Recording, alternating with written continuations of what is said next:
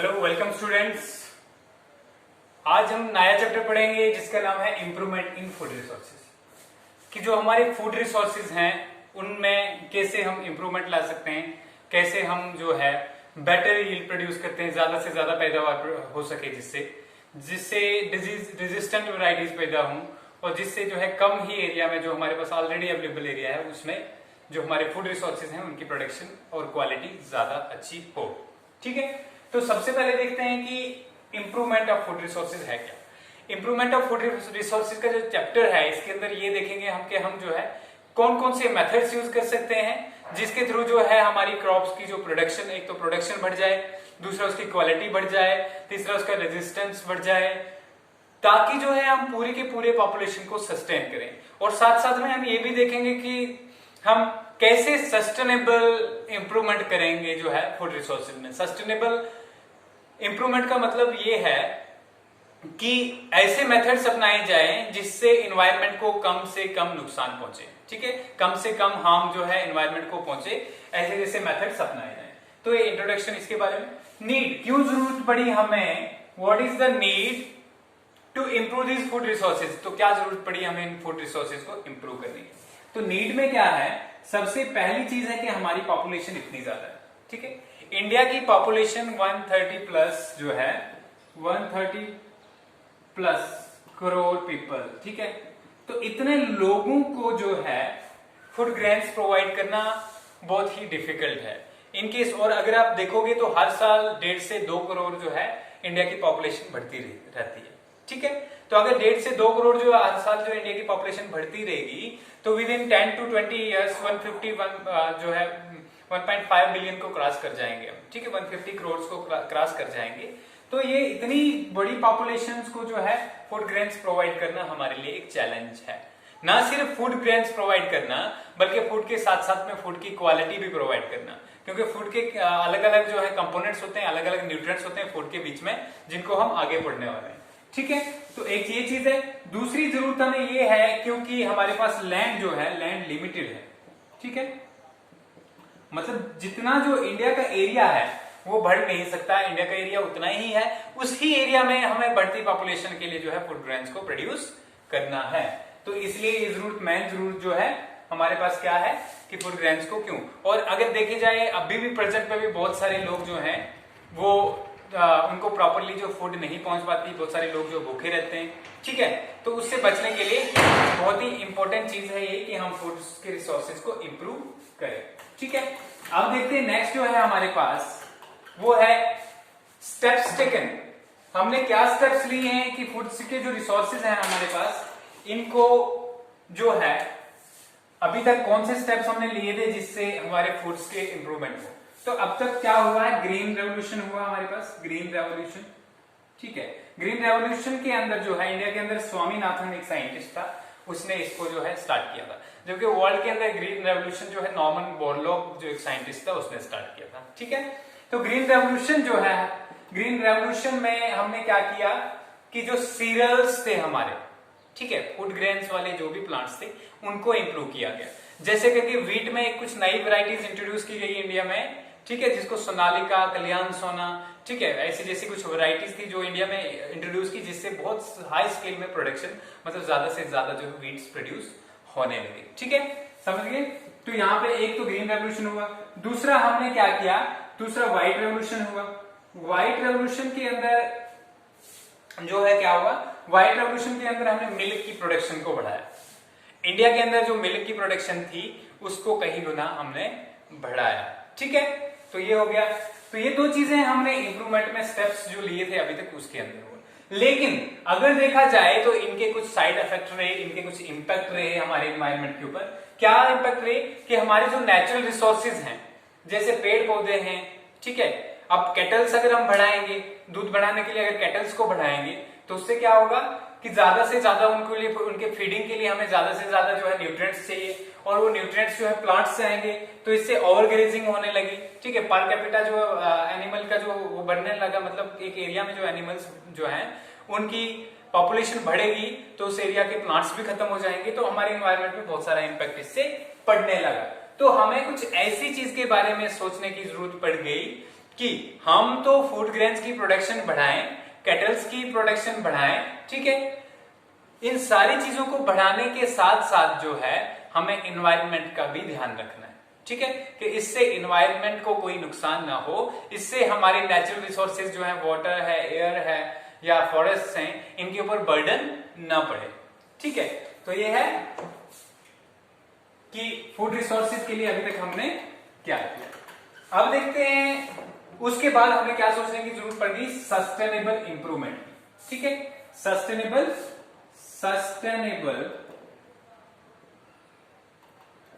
Improvement in food resources, ठीक है। अब ये सस्टेनेबल इंप्रूवमेंट में हम क्या देखते हैं कि हम फूड ग्रेन्स को बढ़ाएं। फूड ग्रेन्स के अलावा अगर देखा जाए फूड में दूसरी चीजें भी आती हैं, जैसे मिल्क की प्रोडक्शन होगी, ठीक है, और भी बहुत सारी चीजें आ गई, जैसे करके मीट की प्रोडक्शन होगी, ये भी फूड में ही आता है हमारे, ठीक है। तो इन सारी चीजों को बढ़ाने के साथ साथ हमें एनवायरनमेंट का भी ध्यान रखना है। तो कैसे करेंगे हम? सबसे पहले मिक्स्ड फार्मिंग से। मिक्स्ड फार्मिंग का क्या मतलब है? मिक्स्ड फार्मिंग का मतलब है कि हम जो है डिफरेंट क्रॉप्स को एक साथ में उगाएंगे, ठीक है।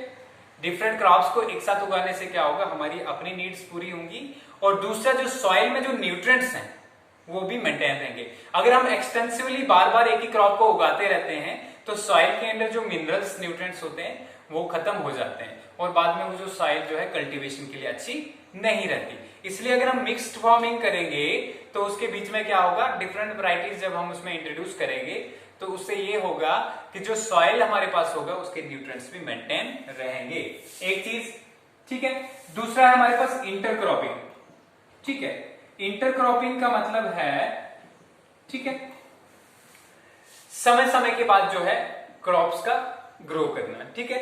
जैसे करके सपोज करो कि अगर हम या फिर क्रॉप्स का चेंज करना, अगर हम एक सीजन में एक क्रॉप ग्रो करते हैं तो दूसरे सीजन में दूसरी क्रॉप ग्रो करेंगे, या बीच में जो है एक साल के लिए लैंड को छोड़ के फिर से क्रॉप्स ग्रो करेंगे, ठीक है। तो ये इस तरीके से क्या होता है, उस तरीके से भी सॉइल के न्यूट्रिएंट्स बचते हैं, क्योंकि हम एक्सटेंसिव क्रॉप्स ग्रो करते रहेंगे, वो जो मिनरल्स खत्म होंगे तो बाद में तो बनेंगे नहीं, ठीक है, बाद में मीन्स फूड की प्रोडक्शन होगी नहीं। तो यहाँ पे एक ही चीज हो गया पोल्ट्री का, ठीक है। पोल्ट्री भी हम यूज कर सकते हैं, चिकन्स वगैरह जो है इनको, क्योंकि जो आर्टिफिशियली जो है हम इनको प्रोड्यूस करते हैं तो ये हम जो है एग्रीकल्चर के साथ इनको भी साथ में रख सकते हैं। या फिशरीज, या हमारे फार्म के बीच में जो फिशेस के लिए भी जो हम पॉन्ड्स वगैरह बना के रख सकते हैं, तो एक तो फिशेस वहां पे रहेंगी, ठीक है। दूसरा क्या होगा कि वहां पे जो पानी है अगर स्टोर करके होगा तो ग्राउंड वाटर में भी जाएगा, तो ग्राउंड वाटर भी हमारा पोल्यूट नहीं होगा, ठीक है, मतलब पोल्यूट नहीं होगा, नहीं कम नहीं होगा, वो भी मेंटेन रहता रहेगा। फिर बी कीपिंग में जो है हनी बी, शहद की मक्खियों के छत्तों को अगर हम साथ में रखें उससे क्या होता है, हमारी क्रॉप्स की इंप्रूवमेंट भी होती है। कैसे क्रॉप की इंप्रूवमेंट होती है? अगर शहद की मक्खियों के छत्तों को जो है हम अपने खेतों में रखेंगे तो हनी बीज क्योंकि पॉलिनेशन करती है, मतलब जो है फ्लावर्स के ऊपर जो स्टिग्मा से स्टाइल तक जो है मेल गैमेट्स को पहुंचाती है, तो उससे क्या होता है कि उनके बीच में जो है फ्लावर्स से फ्रूट्स अच्छे प्रोड्यूस होते हैं या सीड्स अच्छे प्रोड्यूस होते हैं। तो जितना ज्यादा हम हनी बी को भी जो लेके रखेंगे छत्ते के साथ में, तो हम मींस कि फार्मिंग जब हम करें तो सारी चीजों को साथ में लेके रखें। पोल्ट्री में भी जो है हम पोल्ट्री भी साथ में रखें, ठीक है, फिर एनिमल्स भी साथ में रखें, फिर हम बी कीपिंग भी साथ में रखें। तो इससे क्या होगा कि एक तो इकोलॉजिकल बैलेंस भी मेंटेन रहेगा और दूसरा अगर एनिमल्स होंगे तो हमें खाद की जरूरत नहीं पड़ेगी, मैन्यूर, तो वो सस्टेनेबल जो है सारी चीजें मीन जो है हमारे एनवायरनमेंट को हार्म करने वाली नहीं है, ठीक है। ये आ गया सस्टेनेबल इंप्रूवमेंट के अंदर। अब देखते हैं टाइप्स ऑफ क्रॉप्स क्या होता है, ठीक है, कि क्रॉप्स किस टाइप की होती है। दो बेसिस पे हमने क्रॉप्स को बांटा हुआ है। कितने बेसिस पे बांटा हुआ है क्रॉप्स को? दो बेसिस पे। पहला बेसिस जो है वो है न्यूट्रिएंट्स के बेसिस पे। किसके बेसिस पे? न्यूट्रिएंट्स के बेसिस। न्यूट्रिएंट्स के बेसिस पे क्रॉप्स जो है हमारे पास क्या क्या आती है, जैसे करके हमारे पास सीरियल्स आ गए, ठीक है, पल्सेस आ गई, फिर वेजिटेबल्स आ गए, टेबल्स आ गए, ठीक है, फ्रूट्स आ गए, फ्रूट्स आ गए। तो ये सारी चीजें। अब सीरियल से हमें क्या मिलता है? कार्बोहाइड्रेट्स मिलते हैं, ठीक है, कार्बोहाइड्रेट्स मिल गए। फिर पल्सेस से हमें क्या मिलता है? दालों से प्रोटीन्स हमें मिलते हैं, ठीक है। फिर वेजिटेबल से हमें क्या मिलता है, वेजिटेबल से हमें मिनरल्स मिलते हैं, विटामिन मिलती हैं, ठीक है। फ्रूट से भी हमें विटामिन मिलती हैं। तो ये सारी चीजें हमारी ग्रोथ के लिए इंपॉर्टेंट है, ठीक है। तो डिफरेंट क्रॉप्स जब हम ग्रो करते हैं, ये सारी डिफरेंट क्रॉप्स होती हैं, इनको जब हम ग्रो करेंगे तो इससे ना सिर्फ फूड की प्रोडक्शन बढ़ेगी बल्कि इसकी क्वालिटी भी इंप्रूव होगी। क्वालिटी कैसे इंप्रूव होगी, क्वालिटी ऐसे इंप्रूव होगी कि जो आप फूड खाएंगे उसमें सारी चीज मिक्स होगी, उसमें कार्बोहाइड्रेट्स भी होंगे। कार्बोहाइड्रेट्स किसके लिए चाहिए होते हैं, हमारी बॉडी को जो एनर्जी चाहिए होती है, जो आप काम करते हो या मैं बात कर रहा हूं तो इसके लिए भी एनर्जी की रिक्वायरमेंट होती है, ठीक है। अब वो एनर्जी कहां से आती है, वो हम जो खाना खाते हैं उसमें कार्बोहाइड्रेट्स जो प्रेजेंट होते हैं, वो कार्बोहाइड्रेट जब हमारी बॉडी के अंदर ब्रेक डाउन होते हैं तो उनसे एनर्जी निकलती है, ठीक है, और उससे हम काम करते हैं, जो भी कोई काम कर रहे होते हैं, ठीक है। क्लियर हो गया कि कार्बोहाइड्रेट्स हो गया। इस तरीके से प्रोटीन्स आपकी बॉडी में बहुत सारी जो एंजाइम्स बनाती है, जिससे आपकी बॉडी के अंदर बहुत सारे रिएक्शंस जो है काम करते हैं, ठीक है। तो ये जो है ये भी हमारे लिए बहुत ज्यादा इंपॉर्टेंट है। फिर मिनरल्स हैं, ठीक है, हमारी बॉडी के अंदर जो बायो कंपाउंड्स बने होते हैं, कार्बोहाइड्रेट्स होते हैं, फैट्स होते हैं, इनके लिए मिनरल्स चाहिए होते हैं, उनसे बनते हैं। तो कहां से हमें मिलते हैं, वेजिटेबल से मिलते हैं। फिर विटामिन कहां से मिलती है हमें, विटामिन किस लिए इंपॉर्टेंट होती है, विटामिन जो है हमारे लिए बॉडी में बहुत सारे प्रोसेसेस के लिए इंपॉर्टेंट होती हैं, उनके बिना वो प्रोसेसेस नहीं होते, और अगर ये विटामिन हमारे खाने में नहीं होंगी तो हमारे अंदर डिजीजेस होती हैं। इसके अलावा ऑयल सीड्स होते हैं, ठीक है, ऑयल सीड क्रॉप्स, ठीक है। तो ये डिफरेंट टाइप की क्रॉप्स होती है। इसके बाद सीजन के बेस पे देखेंगे कि सीजन के बेस पे क्रॉप्स कितने टाइप्स की होती हैं। तो सीजन के बेस पे जो क्रॉप्स होती हैं वो होती है दो टाइप्स की। इंडिया में जो क्रॉप्स ग्रो की जाती हैं उनको दो टाइप्स में, एक है खरीफ, इंपॉर्टेंट है, ये एग्जाम में भी आता है, खरीफ, और दूसरा है रबी। देखो आपको याद कैसे रखना है कि जनरली ये इसमें कंफ्यूज होता है इंसान के कौन सी क्रॉप्स कब उगाते हैं। तो यहाँ पे आपको ध्यान रखना है कि के जो है वो पहले आता है ना, आर से पहले आता है। तो के वाली फसलें साल में पहले उगेंगी और आर वाली फसलें साल में बाद में उगेंगी। के क्या है, खरीफ। खरीफ वाली फसलें कब उगाई जाती है, जून में, जून बीच में आता है साल के। और रबी वाली जो है नवंबर या दिसंबर में, नवंबर में, ठीक है, नवंबर से अप्रैल तक, तो जून से अक्टूबर तक, ठीक है। तो ये जो है ग्रो की जाती है। अब खरीफ वाली जो है फसलें जो हैं ये कब उगाई जाती है, जून से अक्टूबर में। जरा ध्यान करो कि जून से अक्टूबर में कौन सी फसलें उगाई जाती हैं, ठीक है। इसमें आता है मेज, मक्की जो है गर्मियों में उगाई जाती है, ठीक है। फिर जो आपका ये राइस है, ठीक है, राइस गर्मियों में उगाया जाता है। मूंग जो है, मूंग जिसको हम कहते हैं उसको ग्रीन ग्राम कहा जाता है। क्या कहा जाता है, ग्रीन ग्राम, ठीक है, वो गर्मियों में उगाया जाता है। इसके साथ जो ब्लैक ग्राम जिसको आप मार्श कहते हो, ठीक है, ब्लैक ग्राम कब उगाया जाता है, ये भी गर्मियों में उगाया जाता है। अब इसके बाद नेक्स्ट जो है हमारे पास है रबी वाली फसलें। रबी जो है बाद में आता है, तो नवंबर दिसंबर में इसको हम उगाते हैं। इसमें क्या क्या आता है, वीट आता है, गेहूं सर्दियों में नवंबर दिसंबर में बोते हैं, ठीक है। उसके बाद जो है आपका वीट के बाद जो है बार्ली, जौ जिसको कहते हैं, वो भी सर्दियों में उगाते हैं, ठीक है। इसके बाद जो है आपका ओट्स हो गया, गाय के लिए जो उगाते हैं, ठीक है, ओट्स आ गया, ये भी सर्दियों में उगाते हैं। इसके अलावा और क्या क्या उगाते हैं, ठीक है। इसके अलावा जो है पल्सिस, अगर बात करें, पल्सिस जो है, पल्सिस गर्मियों में उगाई जाती है, ठीक है। पल्सिस कब उगाई जाती है, पल्सिस जो है जून टू ऑयल। तो नवंबर में क्या उगाया जाता है, गेहूं, ठीक है, सर्दियों में, बार्ली भी सर्दियों में, ओट्स भी सर्दियों में। तो ये सारी क्रॉप्स जो है क्या क्या है, खरीफ और रबी, ठीक है। Kharif crops are those crops which are grown in November and are harvested in the month of कब, अप्रैल, ठीक है, मार्च टू अप्रैल।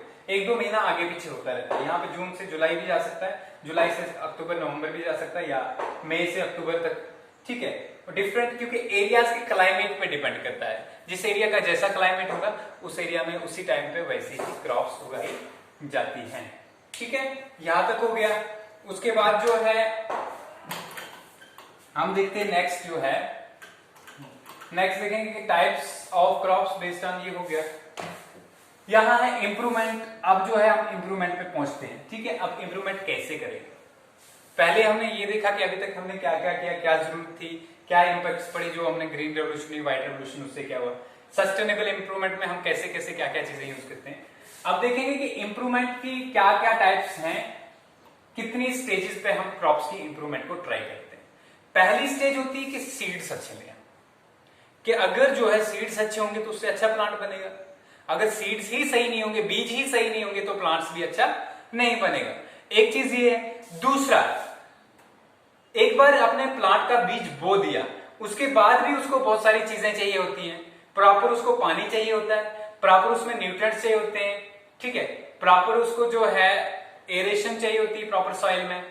तो ये सारी चीजें जो है वो देखने के लिए उनमें क्या क्या पॉसिबिलिटीज हैं, कैसे कैसे हम इंप्रूव कर सकते हैं इन फूड रिसोर्सेज को, उसको हम पढ़ेंगे प्रोडक्शन इंप्रूवमेंट में। ठीक है, प्रोडक्शन कैसे इंप्रूव की जाए। और तीसरा है, एक बार आपकी प्रोडक्शन हो गई, बन गई, बीज बन गए, अच्छी फसल बन गई, उसके बाद भी उसको बचाना बहुत जरूरी है। ठीक है, ऐसा ना हो कि फसल बन गई और बाद में जो पूरा का पूरा अनाज सड़ गया, तो उसको या फिर उसको जो इंसेक्ट्स ने खा लिया, पेस्ट्स ने खा लिया।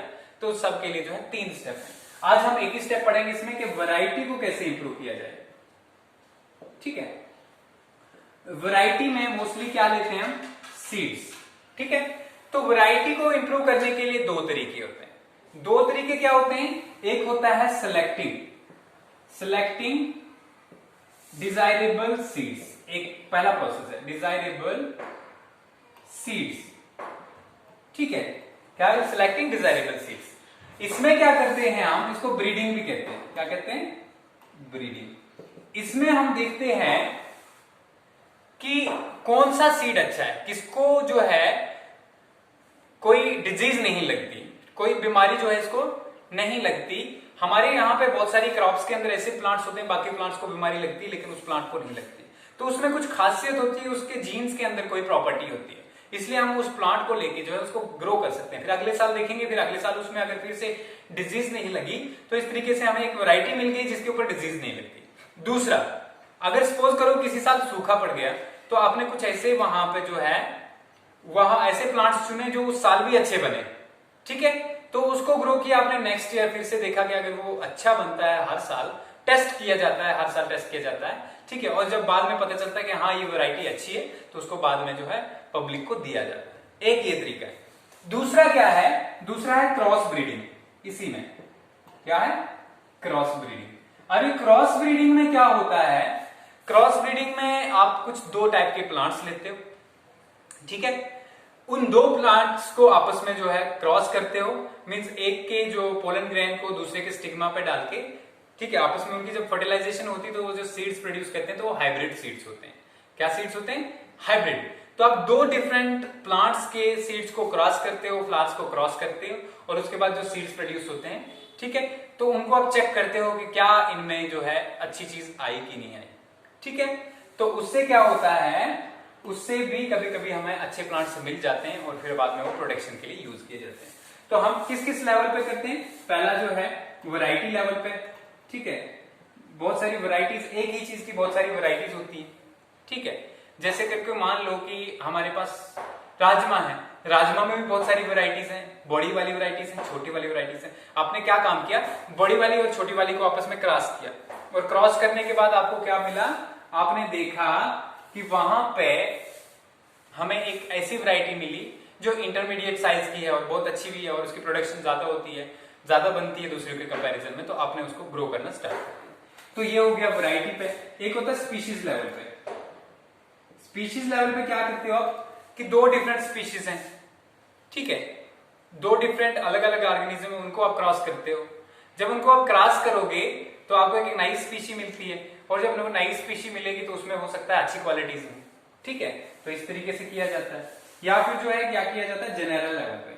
आपने ये सब पढ़ा है ना, जनरल भी पढ़ा है, स्पीशीज भी पढ़ा है, टैक्सोनॉमिक हायरार्की में याद होगा कि स्पीशीज सबसे छोटे लेवल पे ऑर्गेनिज्म को कहा जाता है। ठीक है, तो ये हो गया। अब जब इस लेवल पे इनको हम आपस में क्रॉस करते हैं तो हमें क्या मिलता है? इसको कहते हैं क्रॉस ब्रीडिंग। तो इस स्टेप को क्या कहते हैं? Plant breed. एक ये मेथड है।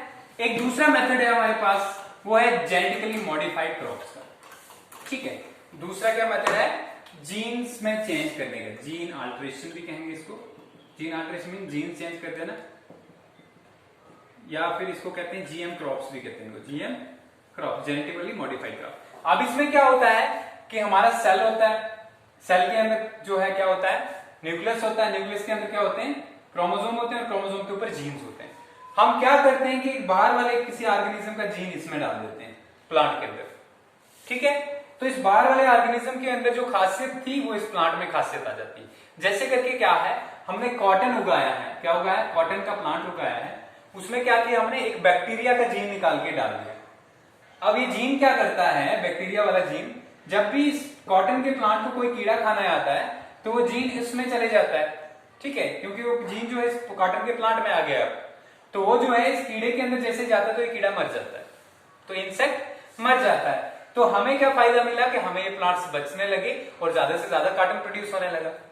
तो इनको क्या कहते हैं, जेनेटिकली मॉडिफाइड क्रॉप्स कहते हैं, ठीक है, समझ में आ गया, जेनेटिकली मॉडिफाइड। तो इन दो तरीकों से जो है हम क्रॉप्स को इंप्रूव कर सकते हैं, क्रॉप्स की इंप्रूवमेंट कर सकते हैं। कभी कभी हम सीड्स में ऐसा ही करते हैं, जैसे कि सीड्स की बात करें, हम क्वालिटी के लिए क्या करते हैं, क्वालिटी इंप्रूवमेंट करने के लिए हमने गोल्डन राइस, आपने पीले कलर के चावल देखे होंगे आजकल, ठीक है, गोल्डन राइस, वो क्या है, गोल्डन राइस, उनके अंदर कैरोटीन जो होता है, कैरोटीन एक पिगमेंट होता है, ठीक है, वो कैरोटीन पिगमेंट जो है उनके अंदर डाला है, जो विटामिन ए बनाता है बाद में, ठीक है, तो वो जो है उस राइस के अंदर डाला है जिससे विटामिन ए बनती है। तो वो विटामिन ए जो हमारी बॉडी में कंसंट्रेशन उसकी बढ़े, तो इसलिए गोल्डन राइस बनाया गया है।